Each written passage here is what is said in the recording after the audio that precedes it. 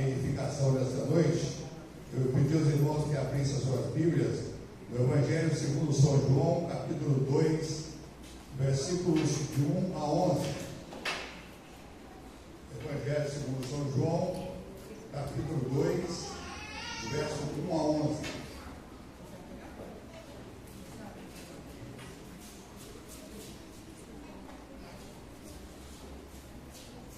Já vamos começar tomando água. Vamos lá.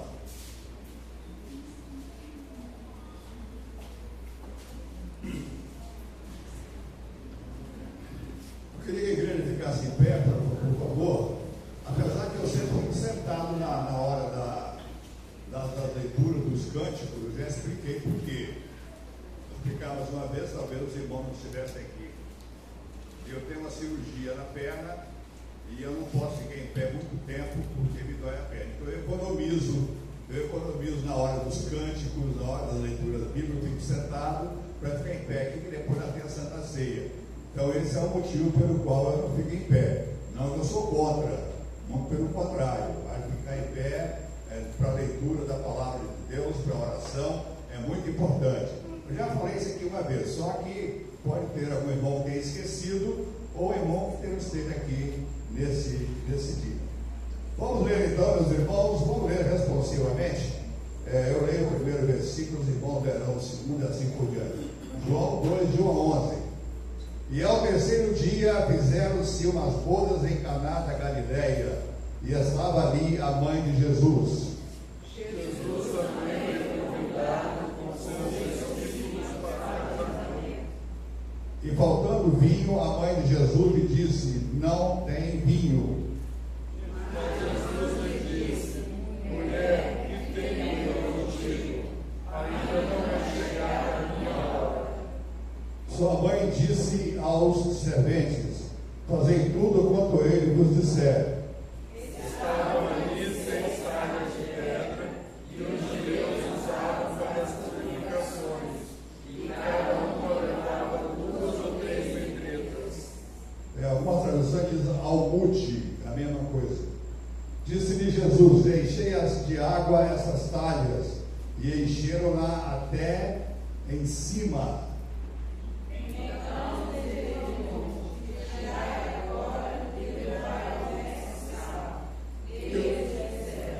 E logo que o mestre-sala provou a água feita em vinho, não sabendo de onde viera, se bem que o sabiam os serventes que tinham tirado a água, chamou o mestre-sala ao esposo.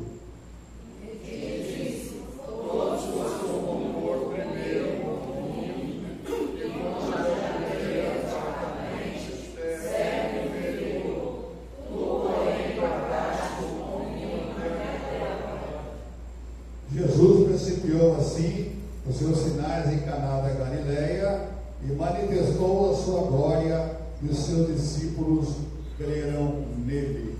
Oremos. Senhor, te louvamos por esse momento de ação de graças, louvor e adoração ao seu nome.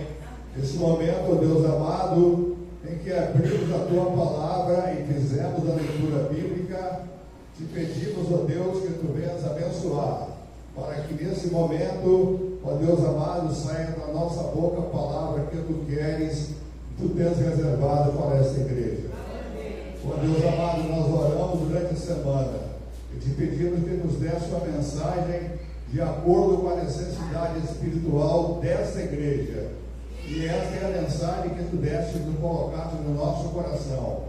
E nós te pedimos que agora tu apliques na nossa vida esta mensagem, para a tua honra e para a tua glória, em nome de Jesus. Amém. Irmãos, podem se assentar.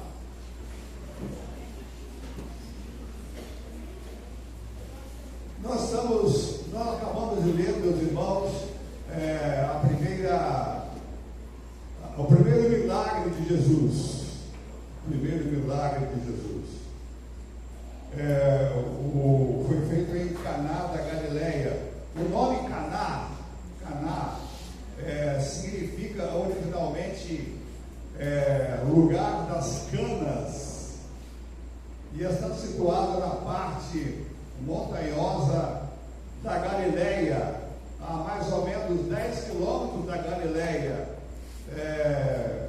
de Jerusalém, onde os rebeldes se escondiam para combater o regime de dominação romana sobre a Palestina. Eram os revoltosos, eram aqueles que faziam uma insurreição, que eram contra a invasão do Império Romano ao povo de Israel, à terra de Israel.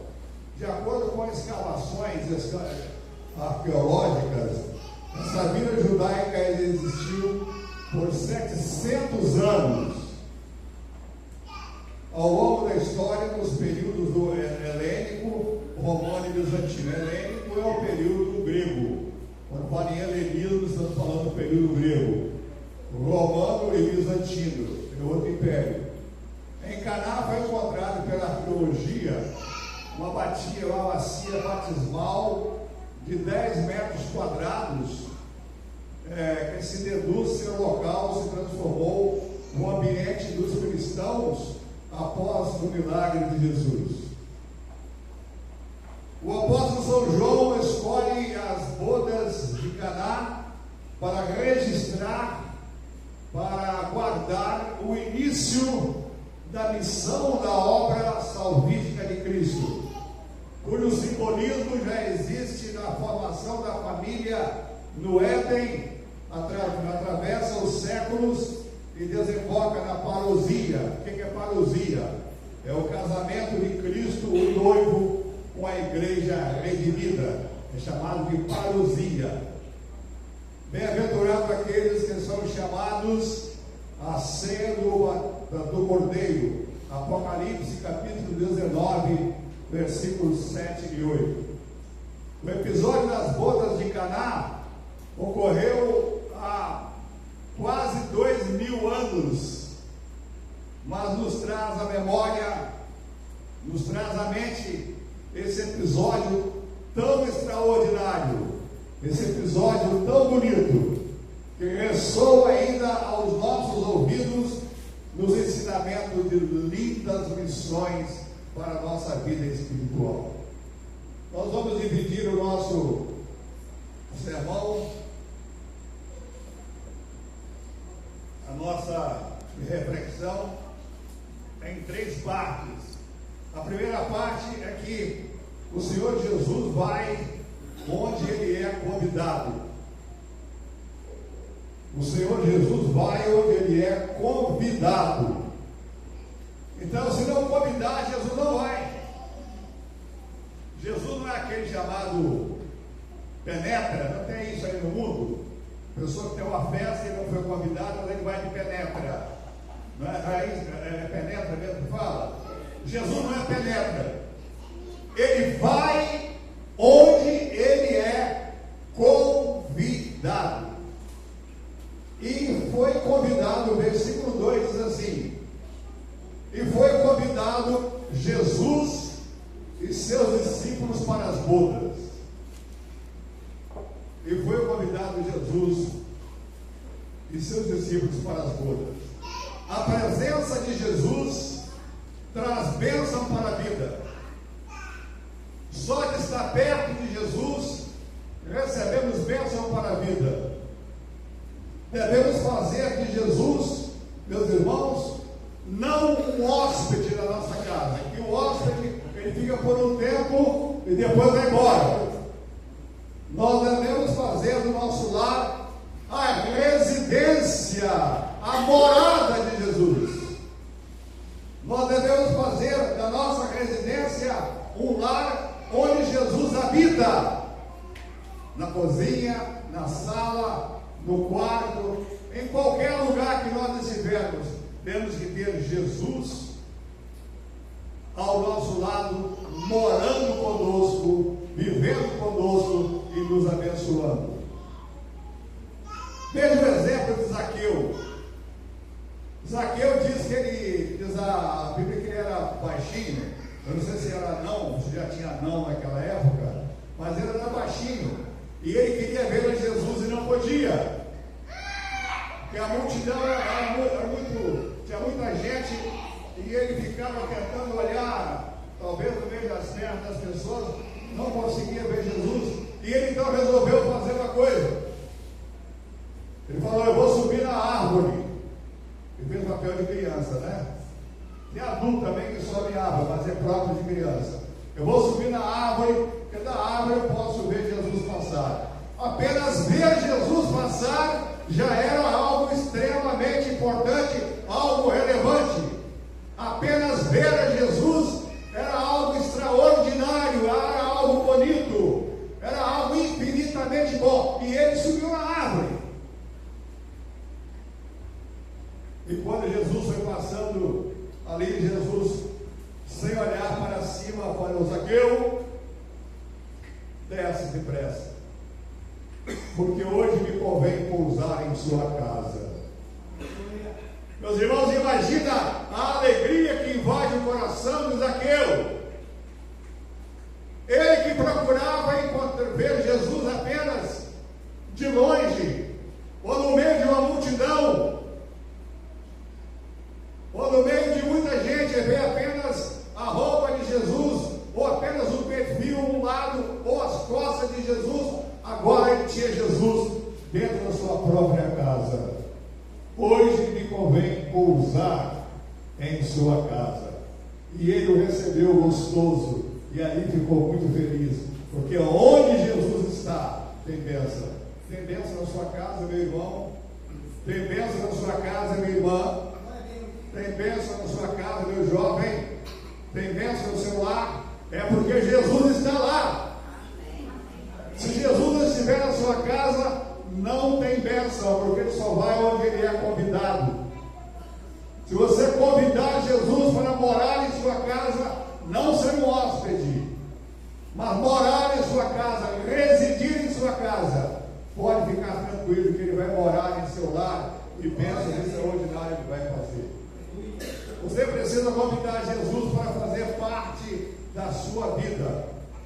Lá em Apocalipse capítulo 3, versículo 20, diz que: eis estou com a porta e bato. Se alguém ouvir a minha voz e abrir a porta, entrarei em sua casa, cearei com ele e ele comigo.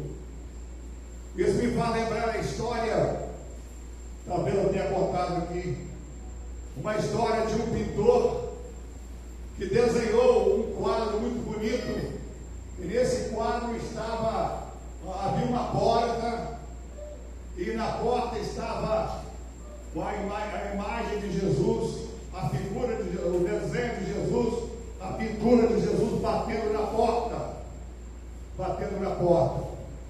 E aquele quadro as pessoas admiravam pela beleza da pintura. Era uma pintura belíssima, com cores variadas, com cores diferentes, com cores, matizes, vários matizes diferentes. Mas chegou um crítico de arte, e falou: olha, falou para o pintor, está todo mundo elogiando o seu quadro, mas seu quadro está errado. Está errado por quê?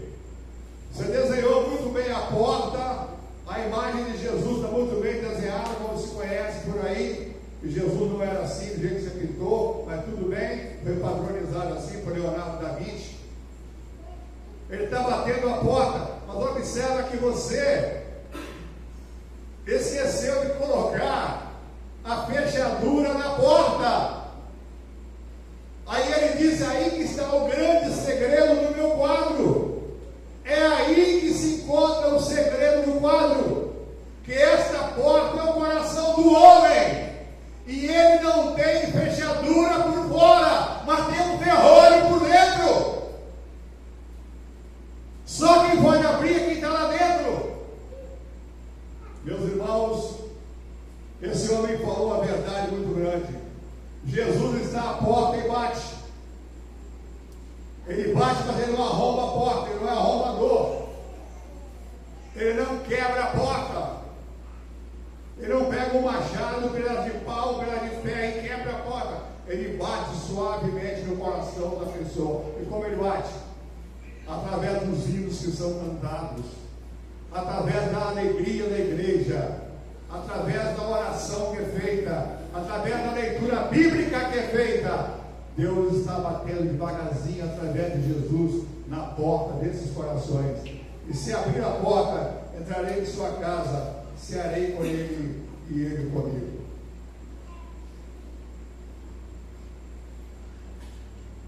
Jesus está esperando que você o convide para entrar na sua casa, para fazer parte dele. Se tem faltado isso na sua vida, se você é um crente só de domingo, se você é um crente, eu não sei, não vem aqui no meio de semana. Se você é um crente só domingo, Jesus está esperando você fazer o convite para ele entrar na sua casa.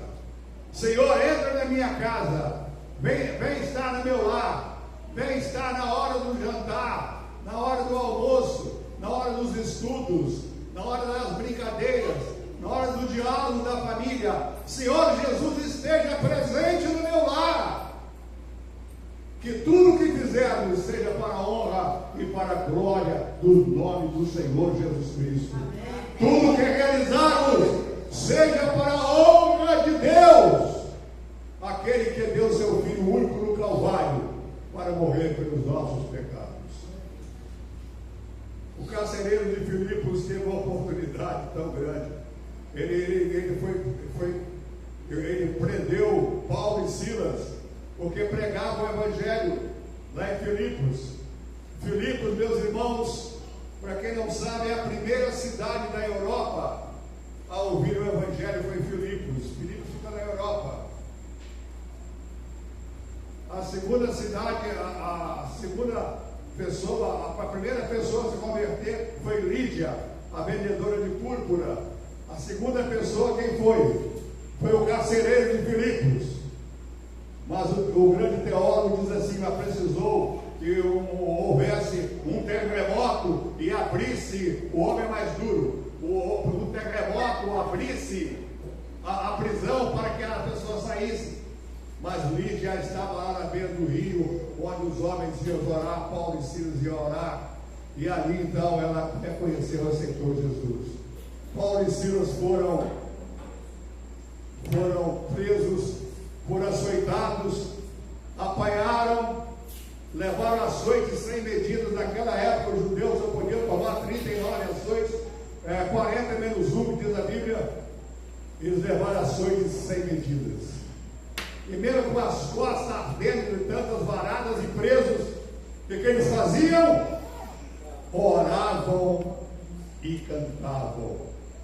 Oravam e cantavam. É difícil com as costas ardendo de varadas. Inocentes. Eles oravam e cantavam. E naquele momento houve um terremoto e a prisão se abriu. E quando a prisão se abriu, os presos queriam fugir, e Paulo e Silas disseram: não sai ninguém não, vamos ficar aqui. Fica todo mundo aqui, não vai sair ninguém. E quando eles perceberam que Paulo e Silas tinham um poder extraordinário em sua vida, ali eles permaneceram.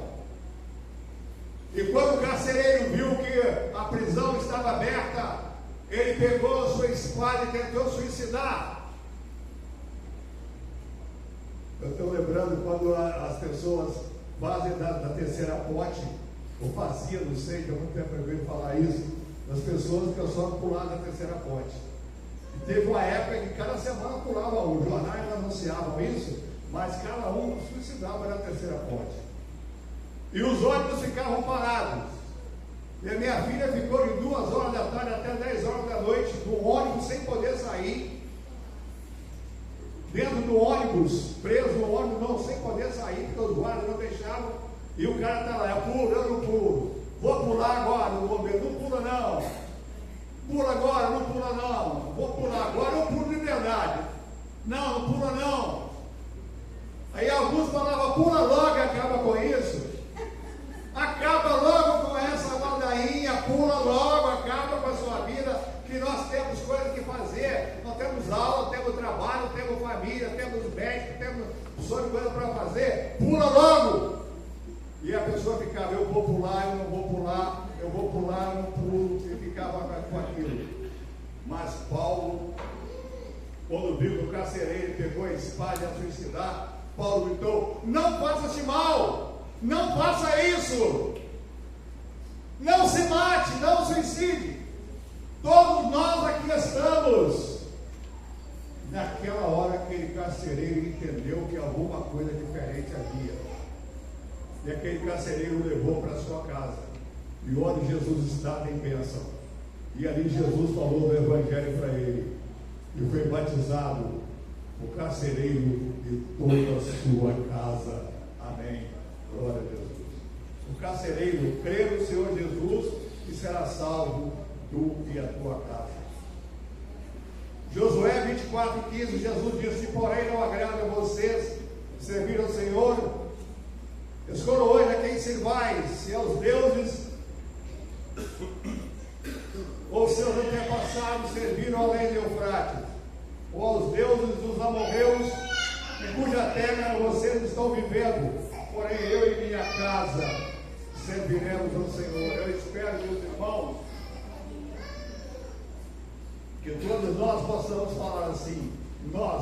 Todos nós estamos nesse tempo hoje, podemos falar assim: eu e a minha casa serviremos ao Senhor.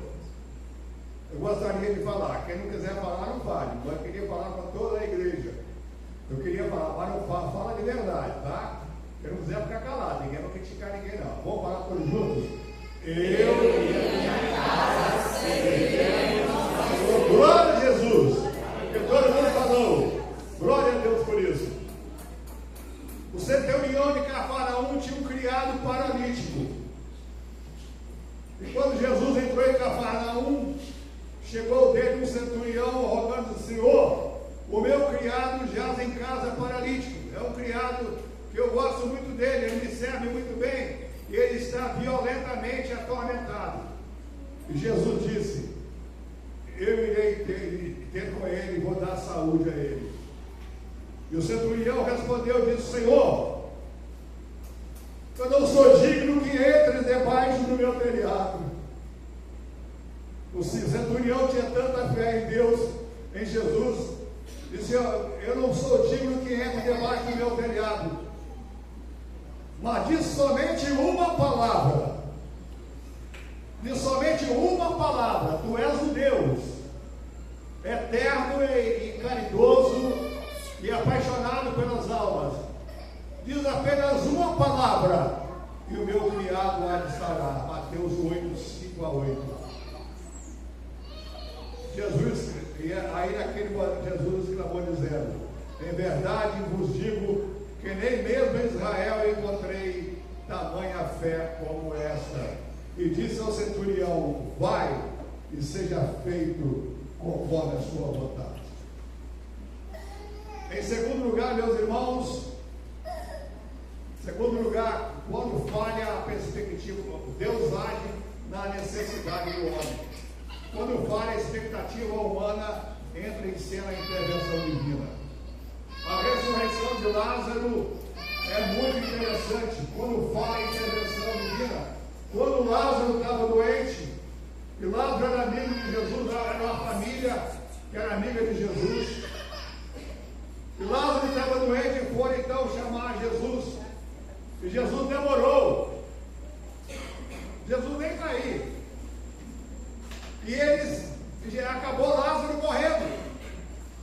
E Jesus foi assim mesmo. Jesus sabia que Lázaro tinha morrido. Mas Jesus foi assim mesmo. Aí a irmã de Lázaro saiu correndo e disse: Senhor, chegasse agora já morreu. Não tem mais jeito, já morreu.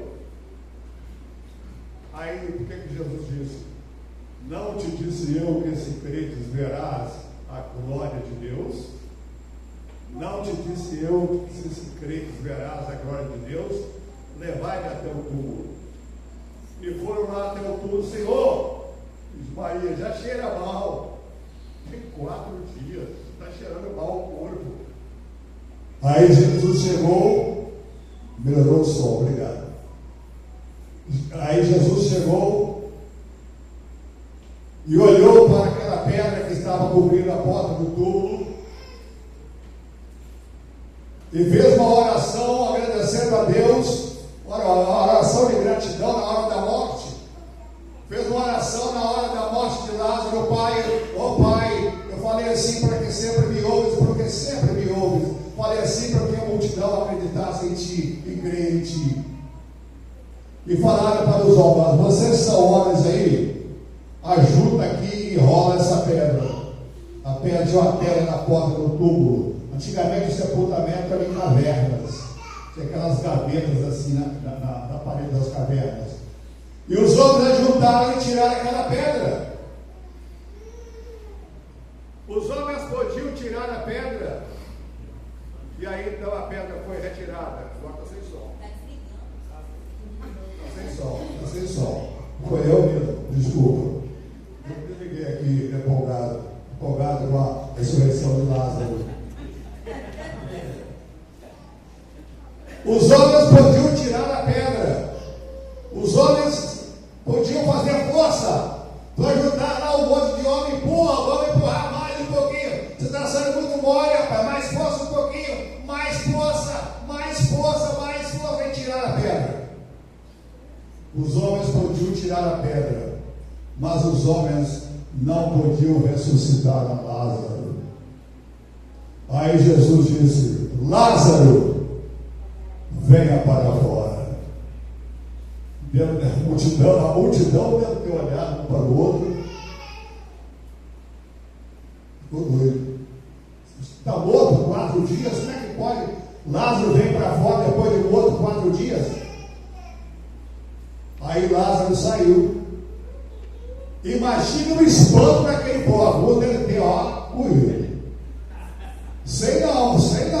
Não sei. A Bíblia não fala. Mas se eu for num velório e o defunto levantar, eu acho que eu sou o primeiro a sair correndo. Eu não sei não. Alguns correram. A Bíblia não fala isso, que fique bem claro.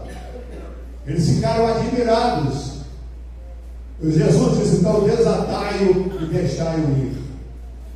Meus irmãos, o que é impossível é possível para Deus. O que é impossível é possível para Deus.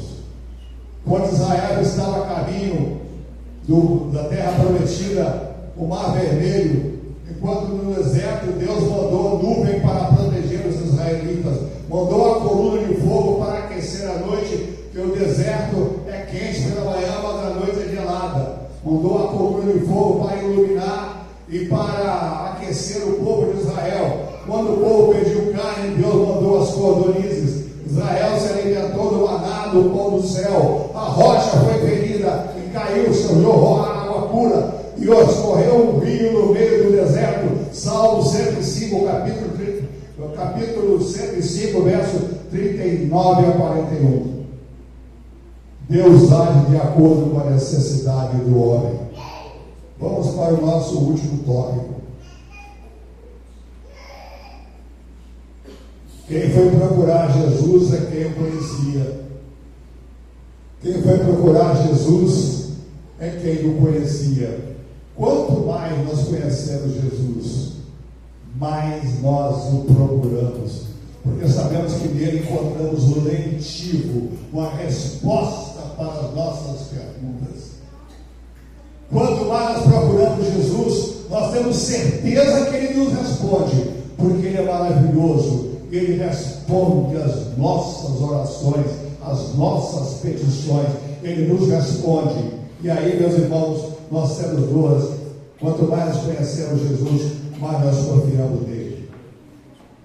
Creia que Jesus está conosco. Ele está conosco, sim. Havia um homem que estava fazendo um buraco para fazer uma cisterna. Sabe o que é cisterna? No interior, não tem água encanada, tem cisterna. O homem estava furando um buraco, e o buraco estava bem fundo. E o filho então chegou na beira do buraco e falou: pai, eu estou te vendo, você está aí? O pai falou: eu estou te vendo, filho, porque fora estava claro. Eu falei: deixa eu ir aí também. Aí o pai falou: pode pular que eu te seguro. Mas eu não estou vendo nada, pode pular que eu te seguro. Aí a criança, sem ver nada, pulou no escuro. E o pai o segurou, porque o filho conhecia o pai e sabia que o pai estava ali para o amparar, para o guardar, para o proteger e não deixá-lo machucar. Irmãos, deixemos-nos cair no colo de Jesus.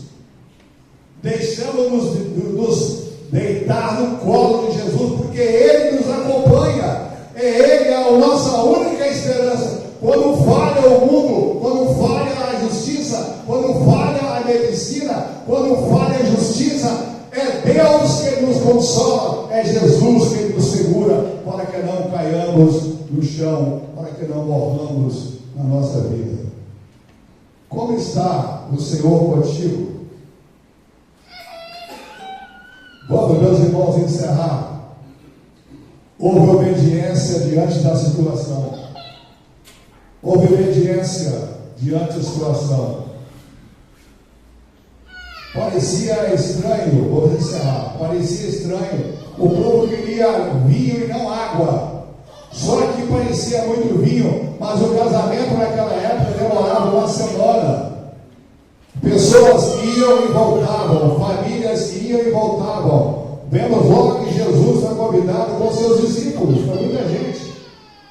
E o casamento demorava muitos dias. Havia ali 3 talhas com 3 metretas. 3 metretas é mais ou menos cada uma 40.000 litros. Logo, cada talha tinha capacidade para 120 litros. As 6 talhas elas possuíam, segundo os comentaristas, 680 litros. Os irmãos têm ideia que são 680 litros de água? Eu tenho ideia que são 680 litros de água. Quando eu era criança, eu não gosto muito de contar a ilustração minha não, porque algumas pessoas falam que eu conto muita coisa minha da minha vida. Eu já vivi muito, já vivi 80 anos. Mas quando eu era criança, lá no interior de Minas, talvez algum conterrâneo aqui, de Governador Valadares, a nossa casa não tinha água encanada. Tinha um tonel de 200 litros, aquele barril redondo, 200 litros. E eu, com 12 anos, era responsável de ir até o chafariz, a mais ou menos 800 metros, e pegava a lata, carregava a lata de 20 litros nas costas, para encher aquele barril d'água. Meus irmãos, você não tem ideia, você andar 800 metros com aquela lata d'água nas costas, e quando você joga a água some lá no fundo. Você não tem ideia, faça isso uma vez. Joga a água, você não vê a água, tá? Fica rasinho assim, ó. Aí você anda mais uma vez e busca a lata d'água e volta a jogar, então sobe um pouquinho de nada. E você vai buscando água, porque à noite, e sempre à noite, porque à noite tinha mais água, porque as pessoas, as casas que tinham água, não estavam usando, então o chafariz público, ele ficava muito vazio, então era fácil de pegar a água é muito forte, ele enchia a torneira, ele abria a torneira e enchia aquela vasilha, aquela lata, e levava aquela lata de 20 litros, que não chegava cheia, que ele derramava e virava. Quando faltava um tantinho assim para encher, aí que era terrível, eram umas 4, 5, 6 viagens. Vocês não têm ideia. Já passou por isso, pastor? Já passou. Alguém também já passou, né? Já. É terrível. Carregar. Depois vem alguém da família desperdiçar a água. Aí eu brincava, você não carrega a água, não. O responsável aqui sou eu, um menino de 12 anos, já fazia isso. Meus irmãos, 680 litros de água. E eles não discutiram, porque nós queremos vinho e não água. Olha, Jesus fez a média de 35 a 40 milagres. Se esse milagre fosse o 13º, o 14º ou 18º, eles podiam falar assim: vamos botar na água porque ele vai fazer um milagre. Ele já fez vários milagres, vai fazer um milagre. Mas esse era o primeiro milagre. Eles foram obedientes, eles encheram a talha d'água. Aí Jesus então transformou a água em vinhos, 680 litros de vinho. O casamento durava uma semana. Por mais complexa que seja a ordem, meus irmãos, enchamos as nossas talhas de água.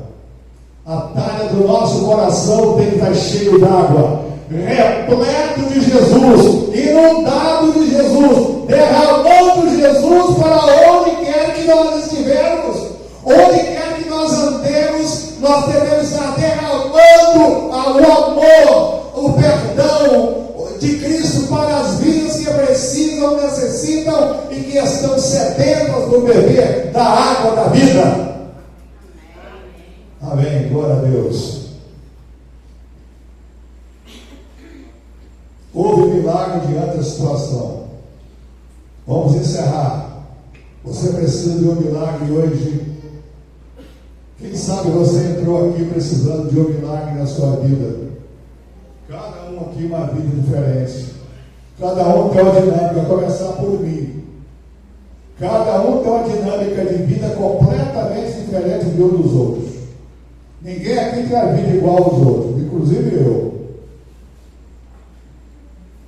Quem sabe você necessita de um milagre hoje, uma cura para a sua vida, uma cura para a sua alma, uma dúvida no seu coração com respeito à palavra de Deus, energia para trabalhar, para evangelizar, para fazer o evangelho de Jesus chegar às pessoas que não conhecem.